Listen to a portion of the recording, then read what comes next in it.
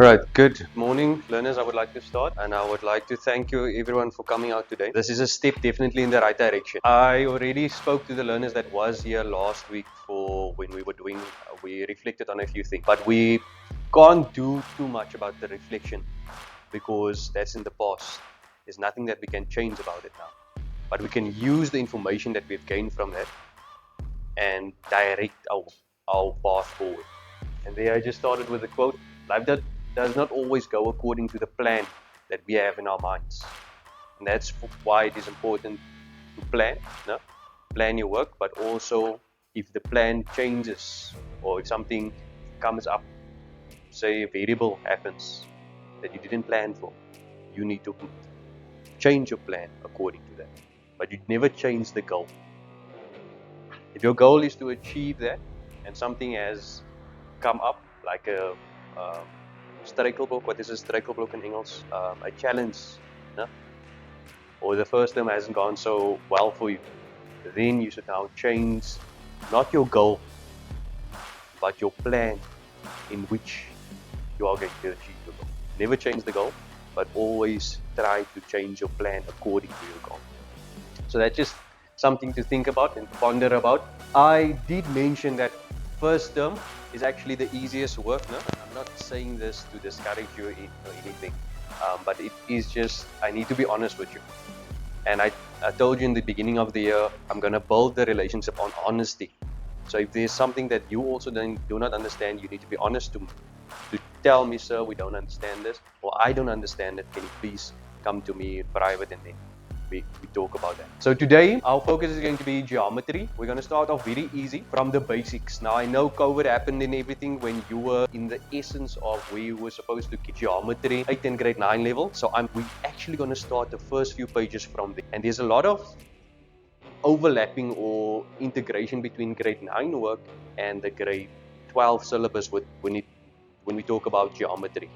But I'm not sure that everyone is because of COVID, and I know the circumstances here at the school with regards to COVID. I'm not sure whether the teachers did teach that. So that's why I've put it into the booklet, into our booklet, because I know the circumstance. A few ideas that I also want to leave with you is talk about geometry. And I don't know who of you have already gone and looked through the different sections of the various papers, paper 1 and paper 2.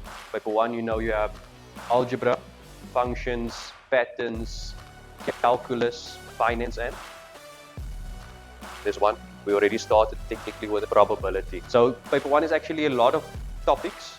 Paper 2, your topics are statistics, trigonometry, analytical geometry, and Euclidean geometry. If you look at the weighting of each topic, so paper 2 is actually just 4 topics. Let's look at the mark allocation. Marks for paper 2, Euclidean geometry, 50 marks. 50 marks, and it's the most work in action. Yeah. Now, why am I saying this? Because there's a lot of theory, and that's why I asked you to bring your book as well. So the Euclidean geometry has a lot of book work, and I don't want to repeat what is already in your book. But somehow, and I see the learners doing this, some of my learners did this with the test series before they wrote. But somehow, I understand what's going on, because you need to get what is in here into your head. And that's why I appreciate you being here, and that's why we're getting an early start with regards to Euclidean geometry, because at the end of the day we want to do good in Euclidean geometry, because it's almost like the algebra of paper 1. If you can do good in that, then you're already on the right track to get a good mark. So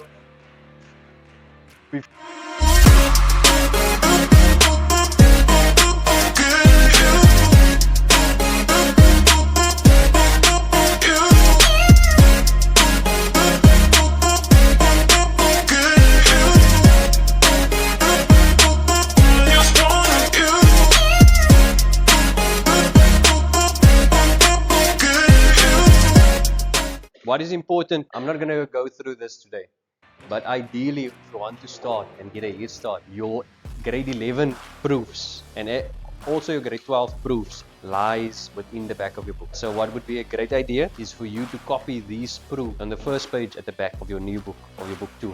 These proofs starting from here, write it down, and then as you write it down, it's on page I at the back of your book.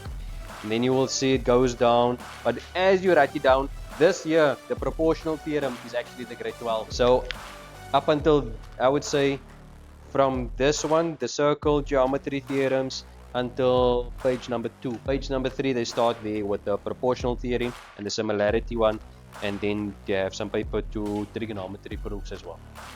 So you can actually start with that over the course of the holiday. Then this is now your formal proofs. They can ask you any of this, but if you can remember it and you can understand how to do it, then it's actually easy. Alright, then the other thing is in this book. What we're going to do now, we're going to look at the grade 11. We're on this page and we're going to quickly go through there, through the grade 11 stuff. What do we see there? We always work from what is given and then we work to what we get. Alright, so theorem 1a, the numbers of the theorems is not important. We just put it like that so that you can remember or try to remember all of the theorems. Like I said, first Friday, there most probably will be a quick class test about all of the Euclidean geometry. I won't ask you that first Friday on the grade 12 work, but grade 8, 9 up until 11 work can be examinable within that class test. Alright, so theorem 1a, what are we given? I want you to look at the sketch. We are given a circle.